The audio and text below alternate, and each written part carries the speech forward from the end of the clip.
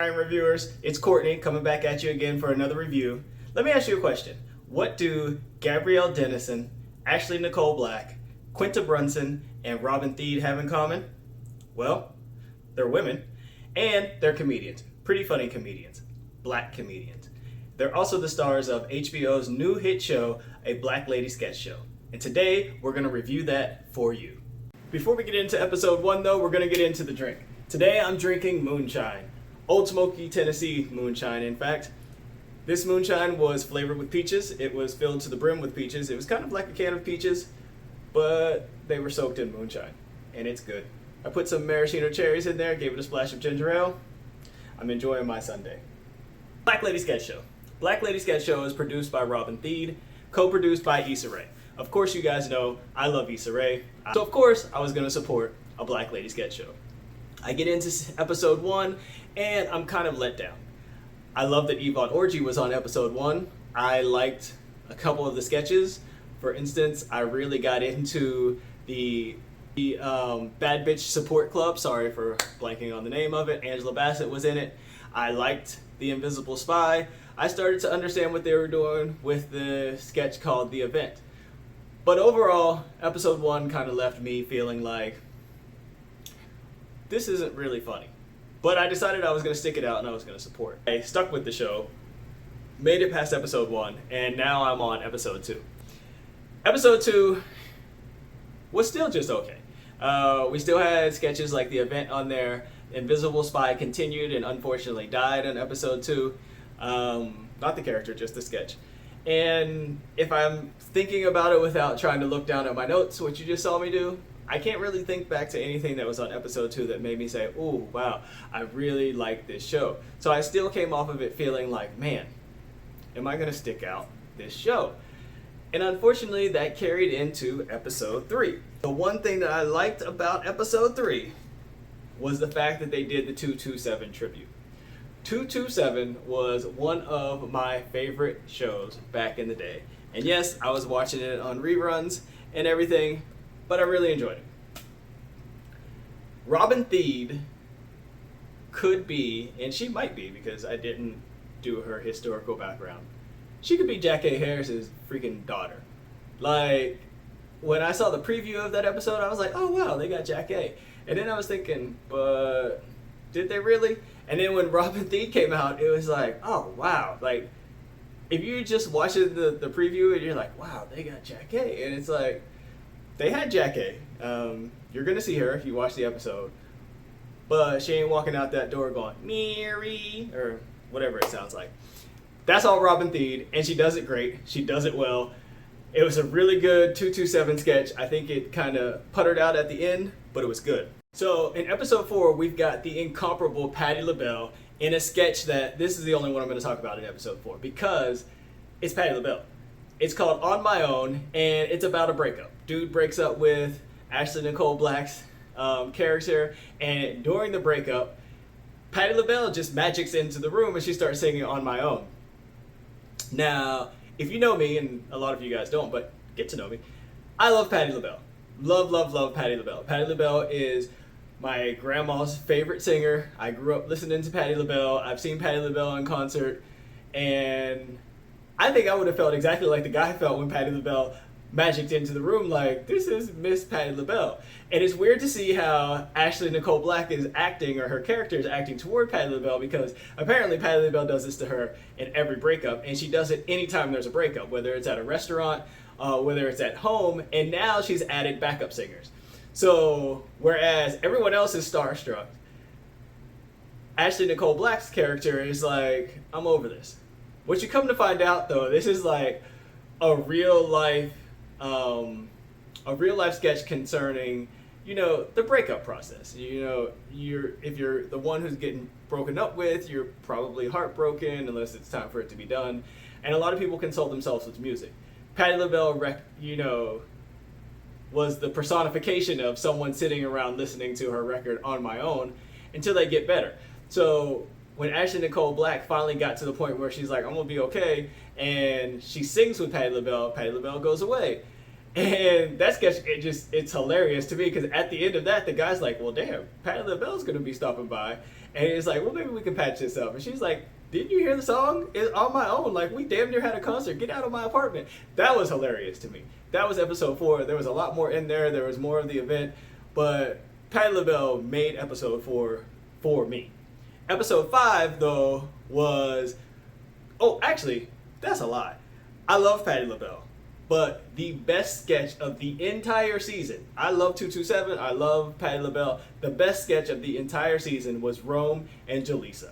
If you don't know what I'm talking about, just go watch a Black Lady sketch show. Look for the part about Rome and Jaleesa, and that's all I'm going to tell you. There's Barty Gang, there are the Barbs, Rome and Jaleesa. That was dope. Check that out. That's all I'm going to tell you about that one. I'm going to leave you to go check it out for yourself. That was their best sketch, for sure. Episode 5 let me down in a way that I wasn't expecting, because episode 5 starts with a sketch called The Joy. And it's the main characters, and they're clearly hiking Runyon Canyon. It looks like Runyon Canyon, one of those canyons out there in LA that everybody hikes. I'm willing to bet $1, because I'm broke. I'm willing to bet $1 that it was Runyon Canyon, because everybody goes to Runyon Canyon, takes their pictures and hikes or whatever. But they're just kind of hiking. They're just kind of enjoying themselves. But it's also the sketch that lends a clip for the overall show's trailer. And it's like they make it to the top of the mountain and they start, we made it to the top. Hey, to the top. And then one of them falls down the mountain. But then there's a cutaway after that happens, and it's like, you know, society would have you believe that black women aren't happy, but we're actually very joyful and this, that, and the third. And it, you know, that's a great, you know, PSA or whatever. But the sketch was dumb. It was just dumb. But they were happy in it, but it was dumb. It was dumb. And then her laugh at her cackle at the end, it was like, why y'all wasting our time with this? Episode 6, our final episode of this season.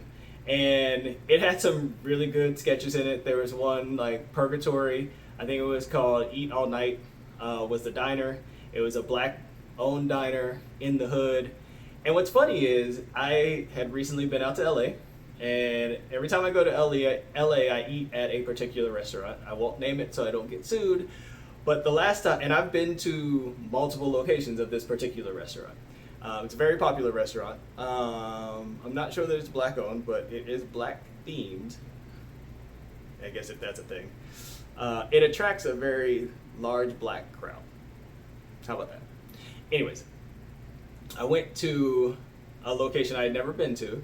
It was kind of north of LA, a little bit north. We're going to say it was in Pasadena, because it was in Pasadena. And the waitress, like, the experience that they had in the restaurant was the experience I had in this restaurant. It was the first time I had that type of experience in this particular establishment. Like I said, it was the first time I went to that location, but they had one waitress on duty. She used all of the nice terms. She called you baby and sugarfoot and, you know, sugar dumpling and whatever. But, like, you asked for a drink and it was like, we only got Bud Light.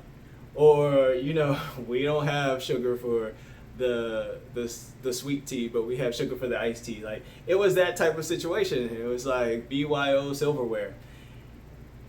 And whether or not they're making a statement about black-owned businesses in general, you know I love black-owned. I love black-owned businesses. I love supporting black people. That's why I'm watching this show. Sometimes you run into that, and it just gets really frustrating. Statement over.